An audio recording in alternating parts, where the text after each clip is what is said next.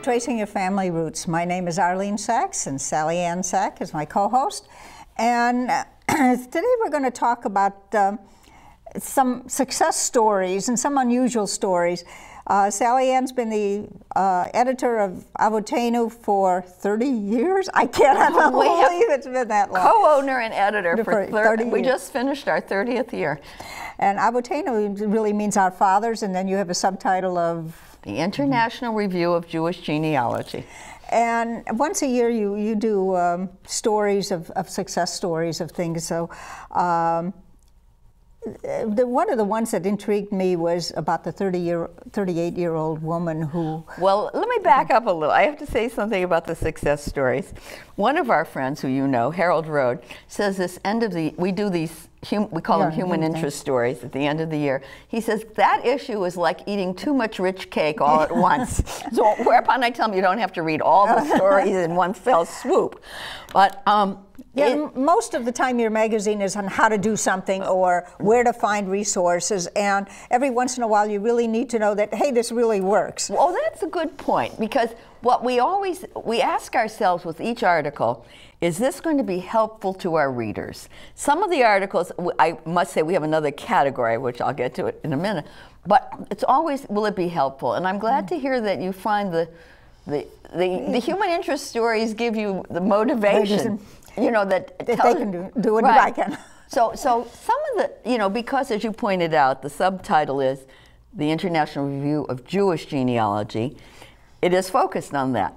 But there are, and what you neglected to say was that I allowed you to see some of the stories that haven't yet been published. They won't show up in our readers' mailboxes for another month or so. Well, it's about the time this is right. This will be shown. But so some of the articles, of course, could be in the National Genealogical Society publication. And one of them, you mentioned the 38-year-old woman, which was, to me, the most dramatic story I got. And I want to tell about that a little bit. This woman's title was How DNA Testing Saved My Life. Now, that would catch your attention. And we've certainly been doing a lot on DNA and the DNA is clearly one of the things that you can get from these human interest stories is you get the broad survey of what are the genealogists interested in, what are people doing in genealogy, and what has helped them. Right, and DNA testing is clearly one of the hot items. So here we get this story, and here's her story. She's an avid genealogist since she was in high school, and she decided to get tested by all three of the major DNA testing groups. FamilyTreeDNA, Ancestry, and 23andMe. Now, 23andMe used to, before FDA stopped it. Before the right. 6 months, 1 year ago right now. Used to give you a health report. She got hers back and she freaked, as she said, because she saw that she carried the BRCA gene, B-R-A-C-H? B-R-A. I'm not sure how to spell R-A-C. Okay, I don't remember what it stands for, but it's the gene known to be implicated in breast cancer. But didn't she also know from her mother and grandpa? I mean, I don't remember whether her mother was, but that's one that you can almost tell from family history too. Right, but she hadn't suspected it. She said that when she got that report and freaked out, then she realized that there was a lot in her genealogy that showed women had died of breast cancer. So, of course, she went to her doctor. And at 38, you're supposed to be not old enough yet to have mammograms. But he said, we'll do a mammogram. And they did a mammogram, and nothing showed up. Now, this is a point for everybody to pay attention to.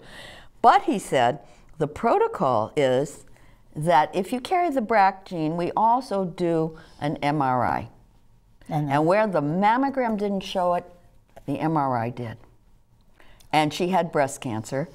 And as her doctor said, if you hadn't had that DNA testing, we wouldn't have picked this up for a number of years, and by then it would have been a different story. And apparently it was an aggressive one. She has had 11 operations since then. Oh, the poor woman. Right.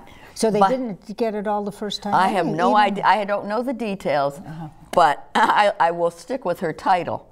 Yeah. Her title is "It Saved Her Life." So then I thought, oh, geez, I better write to my daughters, and then maybe we should get tested, though we have no family history of that. That's the most important, I think. And of course, 23andMe does no longer do it. But there is a way to get it done. How do you get it done, Arline? That's putting me on the spot, because I know there's a website where you can get it done. Oh, and you can't announce it? I don't know it offhand. Maybe we'll get a... when you find it, you will tell me, because I wrote back to this author and said, what should we tell readers? She said, talk to a genetic counselor. But if there's a website, that's there better. There is a website, and we can put it on our website. I think the man charges a little bit for it. He's a geneticist himself, and he will take the information that you get from 23andMe, and he will tell it. Whether we'll get in trouble for saying this online or whether they'll shut him down, I don't know. That's interesting. Yeah, we've in fact had him on the TV show. It's somebody that we interviewed about DNA before. Oh, excellent. Now, also, you liked the other DNA story that we have, the one about the autosomal DNA. Do you remember that? Oh, the one where we're going to have the author come and visit. Oh, the Strauss, yeah. Yeah, he used a different way of just putting all of the information that he got, all of the numbers that he got, and I don't understand all of the statistics behind it, but he looked at it that way and was using the DNA that way to try to find. What was so stunning about his is that, as he starts out by saying, I'm not a scientist, I'm not a geneticist. Anybody can do this. It just takes time and patience. And then it has been said that autosomal DNA, which is what he used, isn't useful for Jewish genealogists because we're all so intermarried, as we well know, that you end up with this long list of maybe third cousins and fourth cousins, and what do you do with it? But he cleverly figured out a technique using spreadsheets, and he analyzed, and the bottom line was he ended up bringing together 3 family trees and finding a woman whom everybody else had listed as having died in Auschwitz. She had survived. And they had a big reunion in New York just a couple weeks ago. That seems incredible to me, but it's the most incredible thing is that you're still finding, people are finding family 60 years later. Yes. And I mean, that's it. It's just not to be believed. And that's the other thing. The rest of these articles, or many of these articles, reflect the characteristics of Jewish history. You know, people have said, well, why is Jewish genealogy different? And then we launch into our thing about Jewish history is different, the Jewish customs are different, Jewish religion. The naming is different. You have to know all this to understand where to look and how to interpret. But the big thing is these bottlenecks that we've had, where so many people got killed all through history, and of course in our lifetime, the Holocaust. Well, that's the point. These other stories, I think, reflect the 2 big events of the last 150 years in Jewish history, or many of them reflect it. And one is the Holocaust, and one is immigration. And if you look at the other stories, which one did you? I thought the one with the young man that was looking, the Russian letter, that just started out with the Russian letter looking for a possible older brother in the United States. Yes, and that wasn't either Holocaust or immigration. It's a great little story. It was the Russian Revolution, and there was so much history in there that I learned from that Americans had actually gone over to Russia in the teens. Or in the early 20s. After the Russian Revolution, which was 1918 and 1919. Yeah, but to work because they liked the idealism of the communist idea that everybody's equal. And then all of a sudden it became something completely different. And that these people were actually killed. Yes. That rather than let them come back to the United States, even though they had families. And what intrigued me about that story is that somehow he had left a family here, and it never was clear whether he divorced the woman in the United States, whether he just abandoned her. But he married again. But he married a Russian, and this letter is from a descendant of that Russian. It's a son of that family, of that marriage. But he was looking for his he knew he had a half-brother in the United States. Which is amazing. That, I mean, the father must have talked about him, and they must have had some correspondence at some point in order for him to know about this all these years later. Right, which is, I think it's in the story. I confess, there are so many stories that have come in, I can't remember all the details. This is a long one. It's such a great example of something else that's characteristic of Jewish genealogy, which was that many of us, as a result of our history, are looking for living people. You know, genealogy goes back in time, but a lot of this effort is, I want to find somebody now. And it happened that the letter went to Valery Bazarov, who until his retirement last year worked for Hayas, the Hebrew Immigrant Aid Society, and he developed himself, a Russian immigrant himself, I must say, he developed this whole department of finding missing family. That the urge to find, for families that have been separated to find each other comes out over and over and over again in these stories. You need to have a name or something. I mean, I know that there should be a cousin right, that's but a female, but I don't know how he more. did this was really quite, but remember, one of the things he pointed out was that the KGB files are now online. And Valerie, of course, can read them. And so that's the other thing that these stories reflect. The amount of information that is online now is so different. As you know, I've been writing my stories, as the grandchildren call them. And one of them is, that I've just written this week, is called The KGB and Me. And it's about how I got the Russians to get me family information back in the ages when the Iron Curtain was still up. Now, everything, so much is available online that it's different. But I do want to point out, and yes, it's wonderful to have this stuff online, but I don't want our viewers to think it's the only way. And too many beginner genealogists think, well, I've looked online, I only found this, or I only found that. There's a lot more. I mean, it's still only the tip of the iceberg of the kind of information that's out there. And this is true. And of course, anybody can post anything and it can be wrong. Yeah. So you have to be careful. But there were other stories. That one, of course, reflects a piece of history we didn't know. There's we have two, and this is very funny. I don't know what the statistical chances of this are. We have a long story by a woman named Long. We also have a short story by a woman named Short. And the Long article, the Bazarov article is long, and here's another one that involves the Soviet Union and a piece of history that's not well known. And this is about something that happened in 1939. You know, in 1939, the Soviet Union signed a treaty with Nazi Germany called the Molotov-von Ribbentrop Treaty, in which they divided up Poland. Western Poland was given to Germany, Eastern Poland to Russia, and they were allies for 2 years. And then promptly Germany invaded, and that was the end of it. But in those 2 years, a great number of Poles fled to the east to get away from the German army. And there are no firm statistics, but the estimate is that between 200,000 and 300,000 Jews fled.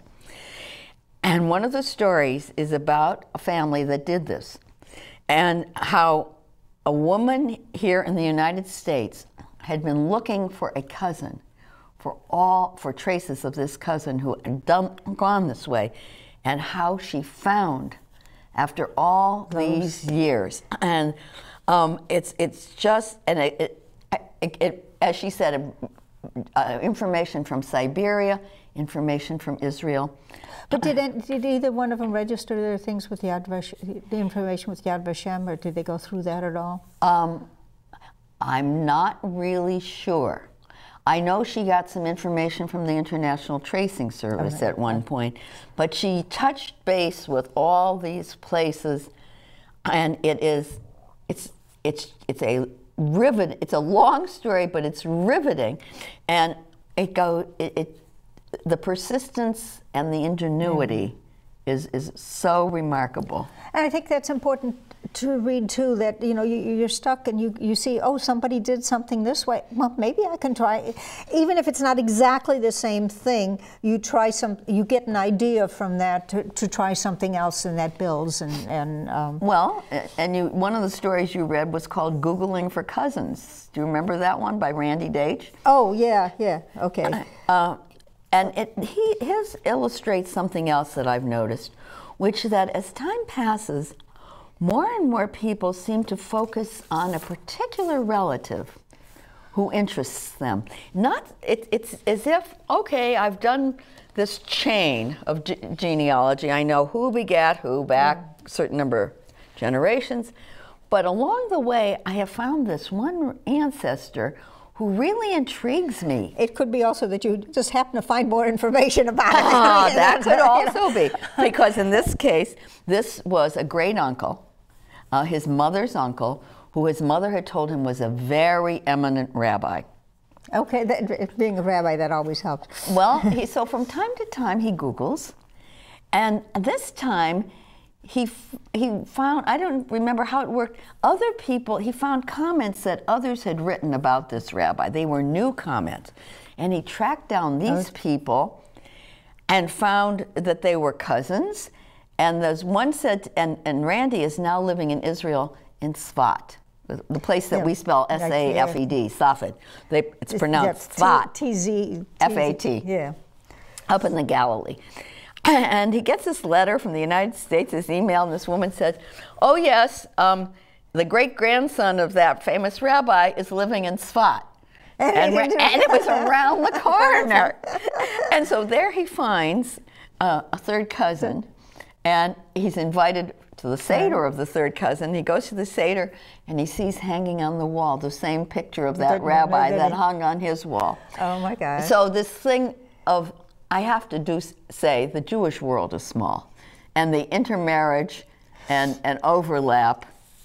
I can tell you another funny incident. It has nothing to do with genealogy. Last night we went, I know this woman who moved into this new development, and I said, oh, do you know so-and-so? I don't want to name names here. And she said, oh yes, she's my next door neighbor. Well, last night we were going to that next door neighbor, so we went to visit my other friend. And we're walking out of that room, and I see the other people that are coming to play bridge last night. And my friend is out, and they knew each other from a totally different thing. You know. Well, I have to say, another aspect of genealogy today is exemplified by Genie.com and MyHeritage. I call it the amoeba aspect. You know, the amoeba grows out in these little irregular shapes. And I think the first example of that in Jewish genealogy was a Sephardic one that was put online by, it's a website called Les Fleurs d'Orient, The Flowers of the Orient, by Arline Farhi. And the only requirement is that you must be related to at least one other person. So if you're doing somebody's genealogy and he married this woman, then suddenly her whole genealogy is on. My sister, that's what Jeannie does. My sister loves it. Doesn't do anything for me, but she loves it. And the other day she sends me this thing and says, we're connected to Edward G. Robinson. 32 steps. Not a straight line. Oh, no. I'm on one of those Sephardic ones too. I can't think of his name right now, from our society, who has a big Sephardic one. Jeff Malka. Jeff Malka's Sephardic site, and there's my name on it. I still haven't quite figured out how you got to be a Sephardi. But it's obviously way, way, way, way back. But somehow somebody was connected to her, married into her, or something. Anyway, it goes. Well, there are a couple more stories that I want. You were saying that after all these years, people still find people. An Israeli woman wrote me a story about how she had done as much as she could, and then she was thinking, well, she wondered, now that the Lodz ghetto list is online, Łódź, my grandfather called it, Poland, she wanted to see, she had an address in the ghetto. She knew where her mother and her mother's family had been, the address. She wanted to see who else lived in the same room, because apparently they put a lot of people. And there was a name, it was Avram, and she couldn't make out the last name. And she put question marks, and she went to Jewish Gen, to the Family Finder, to see if that address showed up and who was living. She found the name. Well, the rest of the story is all about finding what happened, and at what point getting a story that some relative had died and the Germans had buried him, and he was buried in such a place. And she said, the Germans sent 6 million Jews up in the sky as smoke, and you're telling me that my relative was buried by them? Well, she goes and finds out that it was true. And it was one of these little subplots of the Holocaust. She finds cousins, and then they go back to Germany, and they get to say Kaddish at this site. And her story is just this moving, beautiful story of how meaningful it was to her to know that this relative of hers had a burial. But, and to know what happened. Theresienstadt has burials too, and that was one of the things. What? Theresienstadt. Theresienstadt does? Has a huge cemetery, and not only of Jews, but of Jews and of Christians. And that surprised me very much when I was there, because, I mean, they did have a crematorium, but it wasn't a big kind of thing. But they did have burials there. It's a very interesting... That they would bother doing... Well, you know, this hideous machinery wasn't 100% efficient. You know, it happened. But then I was just thinking about another story. How about yours? Oh, we've mentioned that over the years. Oh, this is Randy. Randy, who's Googling for cousins, writes the Ask the Experts column on Avotenu, and I have this puzzle, this mystery that wakes me up in the middle of the night, and I finally sent all of it to Randy, and I said, "What am I missing?" And the story is that I only had one living grandparent when I was a kid. Yeah. All the others had died. And this was my grandfather, Benny Stein Schneider. And almost on his deathbed, he says to me, "You know, the name isn't really Stein Schneider." And I give him a lie. I think he's gone see now. What is it? He says, "It's Dubner." And what are you talking about? Well, didn't you remember I told you I bought papers from a guy named Dubner? I was running away from the Russian army. Yeah.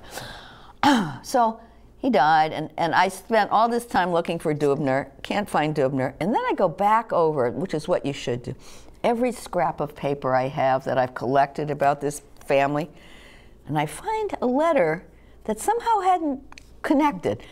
My grandfather's younger brother had sent me a letter 2 years before my grandfather told me that story. And in it, his first line is, "My father's name was Tuvia Dubner." And the mother, so I have Dubner from 2 different people, 2 years apart. They couldn't have both made it up out of whole cloth. I cannot find any evidence anywhere, anywhere. I find Stein Schneider, the name he supposedly bought. I find all kinds of evidence that that was our name. An older half-brother had the name. So now we are trying I want somebody else, which is I think the thing to do, to look at these things and say, I've looked at it so long, maybe I'm missing something. Randy has come up with a theory that I won't announce yet until we check it out. But before we run out, there are a couple more stories I have to tell. One of the stories, the article by the woman named Short, the Short story, involves going to a cemetery in Massachusetts and ending up finding out that the guy buried there was a bigamist. It's not the first time we've heard about bigamy, is it? Well, wait, no. What the funny thing is, she can't really convince the other family. They don't want to know about this. You know, if you're a very religious Jew, it has implications. No. But well, the second family would be all bastards and illegitimate children. That's right. Right. So all sorts of bad things. Bad things happening. And then, just to get close to the end, I have to tell you about the love stories. Oh yeah. Irene, who is our copy editor, is getting married to somebody that she met at a genealogy conference. So it has motivated her to say, we need some love stories in this issue. So this issue has 5 love stories. Oh, wow. People who met through genealogy and how it has affected them and their families. And I will just say that there is a photograph that's going on the back cover. One couple decided to get married dressed like in the garb of 16th century Polish Jews. Oh. I gather they both had ancestors from, yes. from there. Oh, that's funny. That's how they met, because they you know, they had been put some message out saying, does anybody know anything about people from this place? And that. Well, maybe they ought to have a separate meet somebody else, but that would be too obvious. I mean, that wouldn't work either. But well, we had one of those 5 stories happened at our local genealogy society meeting, and I was there and watched it happening. Oh, so. But I mean, it would be neat if at the international conferences, if there was a chance for people. But you know. There are other things than worrying about matchmaking at that point. You haven't noticed that they've been having singles evenings there? No, I haven't. Okay, I haven't been to the last few. They've been informal. That's nice. And, yeah. And the first one that in the list of those stories is one whose wedding picture we put on a back cover many years ago. It was in Paris, and their wedding cake was a family tree. Oh, honey. They had multi-layered wedding cake, and at the base was either the 2 times great-grandparents or the 3 times, and then it moved on up to them. Oh, how cute. Wasn't that cute? She said people walked all around the cake and said, that's my... That was a Sephardic couple, too. Oh.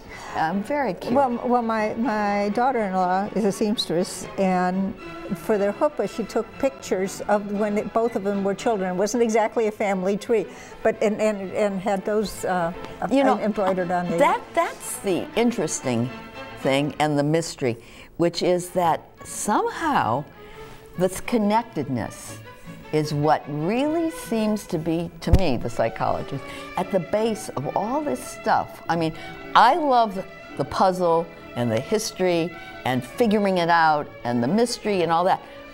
But it's quite clear that this notion of these people were somehow, we belong to each other, we're connected. My sister with her Edward G. Robinson stuff. That's funny. I mean, that's what's talking to her. She doesn't do what I do. She can't be bothered. But that she loves. It's just knowing that we're all one big family. Well, but somehow the particulars of knowing it is what seems to grab. Yeah, it's more than just saying that. To say it in the abstract doesn't work. Yeah. You know, it's the face and names kind of thing that people want to know about.